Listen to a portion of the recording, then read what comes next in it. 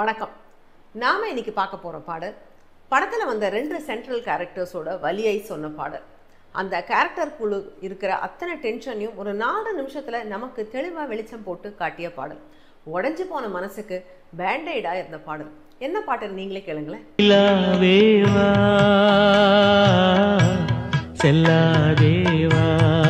இசைஞானி இளையராஜா அவர்களுடைய இசையில, வாலி அவர்களுடைய பவர்ஃபுல்லான லிரிக்ஸோட, எஸ்பிபி அவர்களுடைய சோல்ஃபுல் சிங்கிங்கில் வந்த பாடல் இது.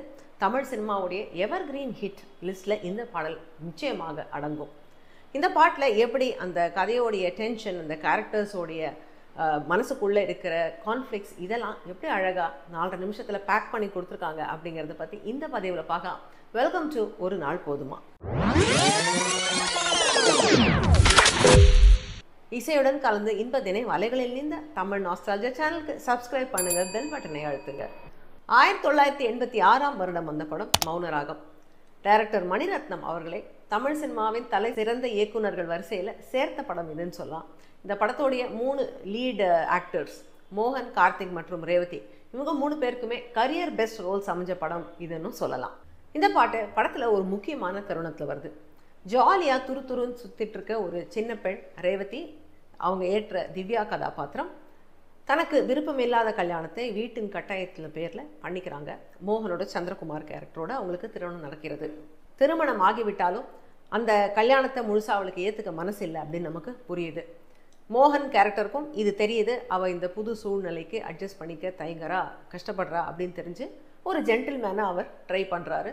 அவளுக்கு போதிய இடைவெளி கொடுத்து, அவளுக்கு ஒரு ஸ்பேஸ் கொடுத்து அவளை சகஜ நிலைக்கு கொண்டு வர அவருடைய கேரக்டரை ட்ரை பண்ணிகிட்ருக்கு. அந்த டைமில் சடனாக ஒரு நாள் தனக்கு டிவோர்ஸ் வேணும் அப்படின்னு திவ்யா கேட்குறா. இதை கேட்டுட்டு துருத்துருன்னு இருந்த பொண்ணுக்குள்ளே ஏதோ இருக்குது போல இருக்கே, இவ எப்படி கேட்குறாளே அப்படின்னு நமக்கு ஒரு அதிர்ச்சி. மோகனோட கேரக்டருக்கும் அதே அதிர்ச்சி தான். அந்த தருணத்தில் வர பாடல் தான் இந்த நிலாவே வா செல்லாதே வா பாடல். ஸோ இந்த பாட்டுக்கு என்ன தேவைன்னு யோசிச்சு பாருங்கள். ஆசையாக கட்டி கூட்டி வந்த மனைவி கொஞ்சம் கஷ்டப்படுறான்னு தெரியுதே ஒழிய சடனாக டிவோர்ஸ் கேட்டால் அந்த கேரக்டருக்கு எப்படி இருக்கும், எவ்வளோ அதிர்ச்சியாக இருக்கும். அதே போல் தன் மனசுக்குள்ளேயே வச்சு புழுங்கிட்டு இருக்க ஒரு விஷயத்த முதல் முறையாக ஓப்பனாக சொல்கிறா அந்த திவ்யா கேரக்டர், அவளுக்கு எப்படி இருக்கும். ஸோ இந்த மாதிரி பயங்கர டென்ஷன் ஆன ஒரு கட்டத்தில் இந்த பாடல் வருது. இந்த டென்ஷன்ஸை, இவங்களுடைய மனநிலையை இந்த பாடலில் ராஜா சார் இசை மூலமாகவும், வாலி அவர்கள் வரிகள் மூலமாகவும், எஸ்பிபி அவர்கள் தன்னுடைய குரல் மூலமாகவும் ரொம்ப அழகாக இந்த பாடலில் வெளிக்கொண்டிருப்பாங்க. எனக்கு டிவோர்ஸ் வேணும் தரீங்களா அப்படின்னு அவள் கேட்ட உடனே ஆரம்பிக்குது இந்த பாடல் எஸ்பிபியோட இந்த சோல்ஃபுல் ஹம்மிங்கோட.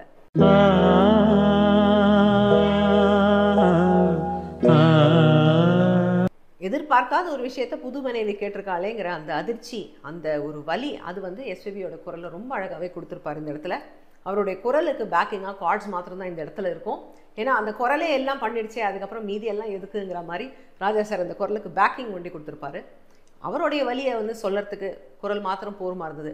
ஆனால் திவ்யாவுடைய வலியை சொல்ல அது ரொம்ப ஒரு காம்ப்ளிகேட்டடான ஒரு சிச்சுவேஷன் அவளுக்கு. ஏன்னா அவனோடது வந்து ஒரு அதிர்ச்சியும் ஒரு லேசான ஒரு ஏமாற்றம் தான் அவனோடக்கு இருக்கிற ஒரு உணர்ச்சி. அவளுக்கா தனக்கு வந்து பிடிக்கலன்னு சொல்லி இந்த ஆள் கல்யாணம் பண்ணிட்டு வந்தானே ஒன்று எரிச்சல், அவங்க வீட்டில் கட்டாயம் பண்ணி வச்சு கல்யாணம் பண்ணி கொடுத்துட்டாங்களேன்னு ஒரு கடுப்பு, அது தவிர ஐயோ நல்லவனாக இருக்கானே இவனை போய் நம்ம வதைக்கிறோமேனு ஒரு லேசான ஒரு குத்த உணர்ச்சி வேற. ஸோ இந்த மாதிரி ஒரு பலதரப்பட்ட மல்டி லேயர்ட் எமோஷன்ஸில் அவள் ஸ்ட்ரகிள் பண்ணிட்டு இருக்கா. ஸோ அவளுடைய ஸ்ட்ரகிளை சொல்கிறதுக்கு பல இன்ஸ்ட்ருமெண்ட்ஸ் இந்த இடத்துல ராஜா சார் யூஸ் பண்ணி கொடுக்குறாரு. Opening humming and prelude music முடிஞ்சு பாடலுடைய பல்லவி தொடங்குது. இதில் வரிகளை கவனிங்க. நிலாவேவா செல்லாதேவா என்னாலும் பொன்மானம் நான், என்னை நீதான் பிரிந்தாலும் நினைவாலே அணைப்பேன். ஒரு பெண்ணை வந்து நிலவோட ஒப்பிட்டு சொல்றது ஒன்றும் புதுசு இல்லை. பல கவிதைகளில் கவிஞர்கள் இதே தான் பண்ணியிருக்காங்க. அதே போல தான் இந்த பாடலையும் நிலாவே வா செல்லாதே வான்னு அந்த பெண்ணை கூப்பிடுறான் இந்த கணவன். எதுவும் நிலவுங்கிறது வந்து தேயும் அப்புறம் வளரும். அதே போல் இப்போ அவள் தேய்பிரையில் இருக்கா, தன்னை விட்டு பிரிந்து செல்றா, ஆனால் தன்னோட திரும்பி வந்து சேருவா, வளர்ப்பிலையில் தன்னோட இணைவா அப்படிங்கிற ஒரு நம்பிக்கையும் அவன் மனசில் இருக்குது. அதனால தான் உனக்காக என்றைக்கும் காத்து கிடப்பேன், என்னாலும் உன்னை பிரியாமல் இருப்பேன் அப்படிங்கிற மாதிரியும் இதில் அவன் பாடுறான். ஸோ தன்னுடைய நிலைப்பாடு என்ன அப்படிங்கிறத இந்த ஆரம்ப வரிகள்லேயே ரொம்ப அழகாக சொல்லிடுறான். ஐ அண்டர்ஸ்டாண்ட், உனக்கு ஏதோ பிரச்சனை இருக்குது, நீ விலகி செல்கிற, ஆனால் நீ திரும்பி வா, நான் உன்னை ஏற்றுக்கிறேன் அப்படிங்கிற மாதிரி ரொம்ப கிளியராக இந்த இடத்துல விளக்கியிருக்காரு. வாலி அவர்களுடைய வரிகள் ரொம்ப சிம்பிளாக கச்சிதமாக இந்த இடத்துல அமைஞ்சிருக்கு. பல்லவியை தொடர்ந்து ஃபர்ஸ்ட் இன்டர்லூடில் இந்த ஃப்ளூட்டை கேளுங்க.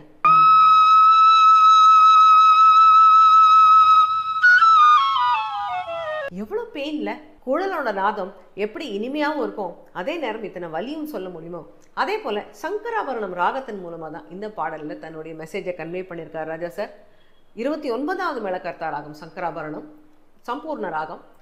இதோடைய ஆரோகணம் அவரோகணம் பார்த்தோம்னா சரி க ம ப த நி சா சா நி த ப ம க ரி சா. இது வெஸ்டர்னில் அயோனியன் மோட் அப்படின்னு சொல்லுவாங்க, மேஜர் ஸ்கேல் இது.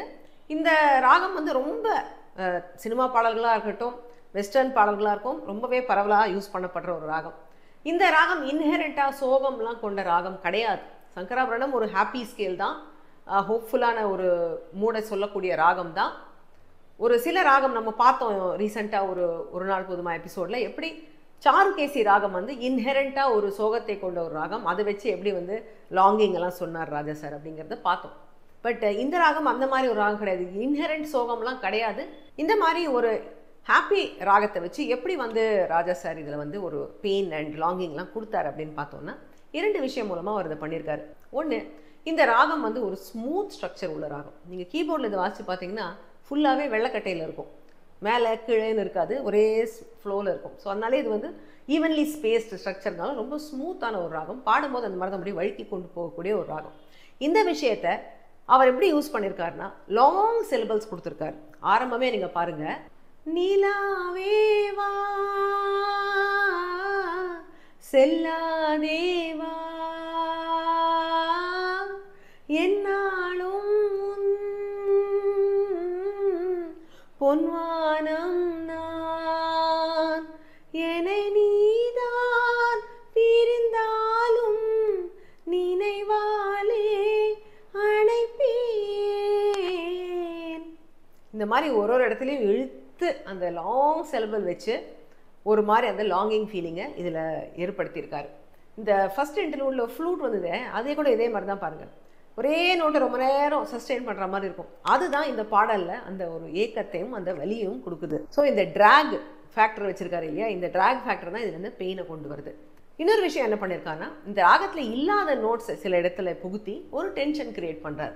முக்கியமாக என்னை நீதான் பிரிந்தாலும், இந்த பிரிந்தாலும்ல வந்து பிரதி மத்தியமம் வைக்கிறார். இந்த ராகத்தில் சுத்த மத்தியமம் தான் இருக்குது ஆக்சுவலாக இதில் இருக்கிற நோட்டு, ஆனால் அந்த இடத்துல மாத்திரம் பிரதி மத்தியமம் யூஸ் ஆகுது. பல்லவியில் அந்த ஒரு இடத்துல மாத்திரம் அந்த மாவை மாற்றவே அந்த இடத்துல ஒரு டென்ஷன் கிரியேட் ஆகுது.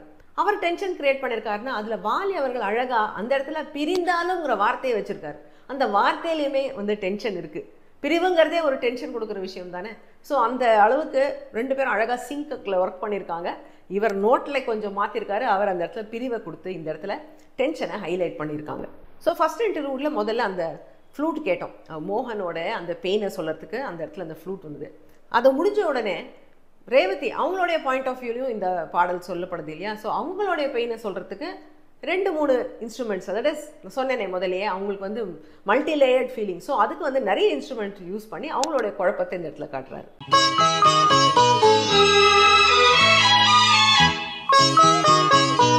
இந்த படம் முதல் தடவை பார்த்தபோது எனக்கு உறுத்தின ஒரு விஷயம் என்னென்னா, மோகன் வந்து ரேவதியை பெண் பார்க்க வரும்போது ரேவதி வந்து நான் வந்து ரொம்ப அடங்காப்பிடாரி, நான் வந்து வீட்டுக்கு அடங்க மாட்டேன், நான்லாம் சரிப்பட்ட ஆளே கிடையாது, உனக்கு வந்து என்னை கல்யாணம் பண்ணிக்கிட்டா நிம்மதியாக இருக்க மாட்டேன் அப்படிங்கலாம் படப்படப்படான்னு பேசி என்னை கல்யாணம் பண்ணிக்காத அப்படின்னு வார்னிங் கொடுப்பாங்க. அவர் வந்து ஆனால் அதை பார்த்து சிரிச்சுட்டு எனக்கு ரொம்ப பிடிச்சிருக்கு அப்படின்ட்டு கல்யாணம் பண்ணிக்க ஒத்துட்டுருவார். உங்கள் வீட்டில் ப்ரெஷர் போடவே வேறு வழி இல்லாமல் இவங்க கல்யாணம் பண்ணிப்பாங்க. அப்புறம் இவங்க டிவோர்ஸ் கேட்ட உடனே அவர் ஷாக் ஆகிறாரா. எனக்கு அப்போ தோணுச்சு, நான் ஃபஸ்ட்டு டைம் படம் பார்க்கும்போதே அவள் தான் வான் பண்ணால கல்யாணம் பண்ணிக்காதேன்னு, அதுக்கப்புறம் ஏன் இப்போ ஷாக் ஆகிற அப்படின்னு கேட்கணுன்னு என் மைண்ட் வாஷ் ஒழிச்சுது. பட் அந்த கேள்விக்கு தான் இந்த பாடலில் ஃபர்ஸ்ட் சரணத்துல பதில் வச்சிருக்காரு வாலி அவர்கள். அவர் என்ன எழுதியிருக்காரு பாருங்க. அம்மாடியோ நீதான் இன்னும் சிறு பிள்ளை தாங்காத நெஞ்சம் நீயும் சொன்ன சொல்லை பூந்தேனே நீதானே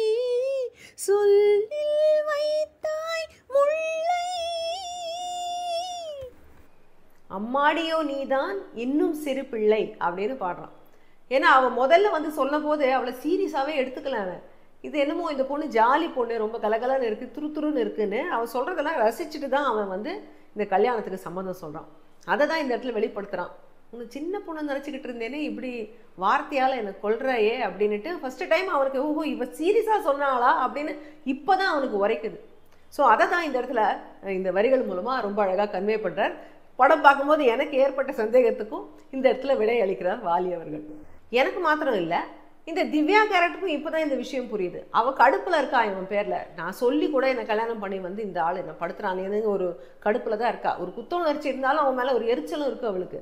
இப்போ தான் அவளுக்கு உரைக்குது தான் வந்து பண்ண தப்பு என்னன்னு அவளுக்கு இப்போ புரியுது. அவளுக்கு அந்த கல்யாணத்தில் இஷ்டம் இல்லைன்னா நேரவே சொல்லியிருக்கலாமே, எனக்கு இன்னொருத்தர் மேலே காதல் இருக்குது, நீ என்னை கல்யாணம் பண்ணிக்காத, இல்லை எனக்கு இந்த கல்யாணத்தில் இஷ்டம் இல்லை, நீ வந்து ஓகே சொல்லாதங்கிற மாதிரி சொல்லியிருக்கலாம். அதை விட்டுட்டு அவள் ட்ராமா போட்டு ரொம்ப படப்படான்னு டைலாக்லாம் பேசி சொல்லவே அவருக்கு புரியல. அவள் சொன்ன வந்த விஷயம் என்னன்னு புரியல. அந்த மனுஷன் வந்து கல்யாணத்துக்கு ஒத்துக்கிட்டாரு.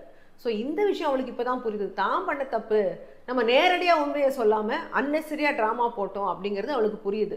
ஸோ இப்போது அவன் மேலே ஒரு லேசான பரிதாபமும் வருது. ஐயோ நம்ம தப்பு பண்ணிட்டோம்னு அவளுக்கு அந்த உணர்ச்சியும் இருக்குது. ஸோ இவளுடைய இந்த மனநிலையை அடுத்து எப்படி சொல்கிறாரு பாருங்க.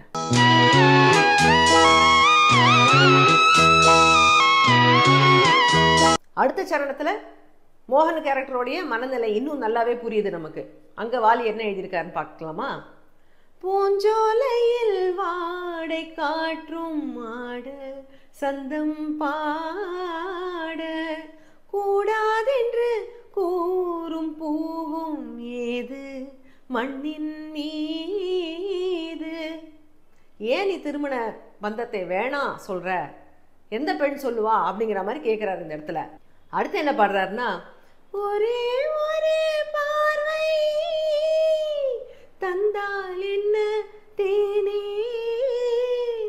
ஒரே ஒரு வார்த்தை சொன்னால் என்ன மானே. என்னை பார்த்து ஒரு அன்பா ஒரு வார்த்தை சொல்ல மாட்டியா அப்படின்னு தான் அவன் கேட்குறான். ஸோ அவனுக்கு என்ன தோணி இருக்குன்னா, இவன் வந்து தன்னை ரிஜெக்ட் பண்ணிட்டா அப்படிங்கிற ஒரு மனநிலையில் அவன் இருக்கான். இவ சீரியஸாக இல்லை கல்யாணம் வேண்டான்னு சொன்னான்னு முதல்ல புரிஞ்சுது. பட் காரணம் என்னன்னு அவனுக்கு தெரியலையே, அவன் சொல்லலையே இன்னும். அதனால் அவனுக்கு வந்து இம்மீடியட்டாக ஒரு வர ரியாக்ஷன், இவ தன்னை பிடிக்காமல் சொல்லியிருக்கா, தன்னை ரிஜெக்ட் பண்ணுறா அப்படின்னு நினச்சிக்கிட்டு அவன் வந்து ஒரே ஒரு அன்பான வார்த்தை சொல்ல மாட்டாயான்னு அவளை கெஞ்சுறா மாதிரி ப்ளீட் பண்ணுறான் இந்த இடத்துல.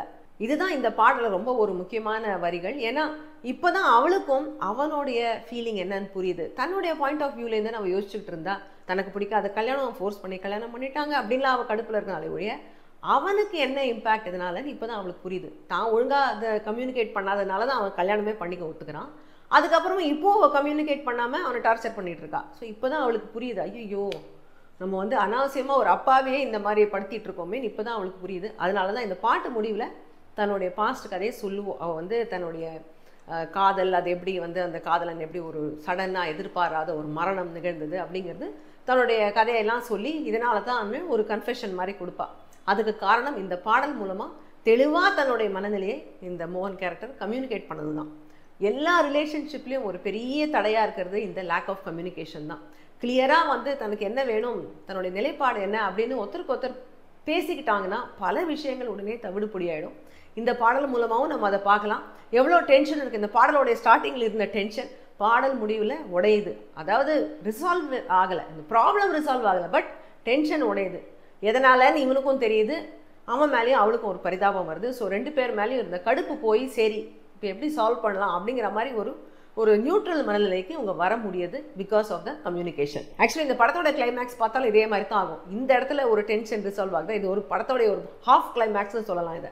இதே போல் அவங்க ரெண்டு பேரும் அதுக்கப்புறம் ஒருத்தர் மேலே ஒருத்தர் அவங்களுக்கு பிரியம் உண்டாகி கடைசியில் வந்து அதை ஒருத்தருக்கு ஒருத்தர் சொல்லிக்காமல் அனாவசியமாக பிரிகிற ஒரு கட்டம் வந்து அதுக்கப்புறம் தான் அவள் உண்மையை சொன்னதுக்கப்புறம் தன்னுடைய மனநிலையை ஒத்துப்பா, எஸ் ஐ லைக் யூன்னு.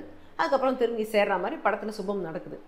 பட் இந்த படத்தோடைய சென்ட்ரல் தீமே இதுதான், கம்யூனிகேஷன் அது எவ்வளோ முக்கியம், உறவுகளுக்குள்ள இந்த ஓப்பன் கம்யூனிகேஷன் எவ்வளோ தேவை அப்படிங்கிறத வலியுறுத்துகிற படம் தான் இது. ஸோ அதில் வந்து முதல் டென்ஷனே ரிலீஸ் பண்ணுற பாடலாக இது அமைஞ்சிருக்கு. ஸோ இப்போ பாருங்கள், இந்த படத்தோடைய கதைக்கே இந்த பாடல் வந்து எவ்வளோ ஒரு இம்பார்ட்டண்ட் ஒரு இன்ஸ்ட்ருமெண்ட்டாக இருந்திருக்கு. இப்போல்லாம் வந்து படங்களில் இந்த மாதிரி ஒரு இன்ஸ்ட்ருமெண்ட்டை பாடல்களை யூஸ் பண்ணுறதில்ல. வெறும் இன்ஸ்டாகிராமில் டான்ஸ் ஆடுறதுக்கு மாத்திரம் யூஸ் பண்ணுறாங்க. இந்த மாதிரி ஒரு பியூட்டிஃபுல் பாடல் நமக்கு கிடைக்கிறதுக்கு காரணம் இதில் இருக்கிற இந்த பேக் ஸ்டோரி தான். இப்போ இந்த மாதிரி கதையெல்லாம் இல்லாமல் இந்த கேரக்டர்ஸை டிஃபைன் பண்ணி அவங்களுக்கு இருக்கிற ஒரு டென்ஷனை சொல்லி புரிய வச்சு ஒரு பாடலை வாங்கி அதுக்கு ஒரு வரிகளை எழுதி வாங்குறது எவ்வளோ ஒரு இன்வால்வ்டு ப்ராசஸ். அதனால தான் இந்த மாதிரி ஒரு பியூட்டிஃபுல் காம்போசிஷன் நமக்கு கிடைக்குது. இதெல்லாம் எதுவுமே இல்லாமல் ஒரு பிரேக்கப் சாங் பாடலாம், ஒரு சூப் சாங் போடலான்னு போட்டால் அதில் இந்த டெப்த் இருக்காதே. அதுதான் இப்போ வர பாடல்களை நம்மளால் பார்க்க முடியுது. இந்த எமோஷ்னல் டெப்த் வந்து லேக்கிங்காக இருக்கிறதுக்கு காரணம் இதுதான். இந்த மாதிரி படத்துக்கு சென்ட்ரலாக பாடலை யூஸ் பண்ணுறதே கிடையாது. அது மாதிரி திருப்பி பண்ணாங்கன்னா நல்லாயிருக்கும். இந்த போல் இன்னும் கொஞ்சம் மீனிங்ஃபுல், சோல்ஃபுல், டச்சிங் சாங்ஸ் நமக்கு கிடைக்கும் அப்படிங்கிறதுல சந்தேகம் இல்லை. உங்களுடைய ஒப்பீனியன் என்ன இதை பற்றி? இந்த மாதிரி கதை இல்லாத ஒரு இண்டிபெண்ட்டாக க்ரியேட் பண்ணுற பாடலில் இந்த மாதிரி எமோஷனல் டெப்த் இருக்குமா இருக்காதா? நீங்கள் என்ன நினைக்கிறீங்க? கமெண்ட்டில் எழுதுங்க. நான் உங்களை மறுபடியும் இன்னொரு எபிசோட் ஆஃப் ஒரு நாள் போதுமால சந்திக்கிறேன். ஏன்னா இசையை பற்றி பேச ஒரு நாள் போதுமா? Until then, stay safe, take care. This is Priya signing off. Bye-bye. நிலாவேவா செல்லா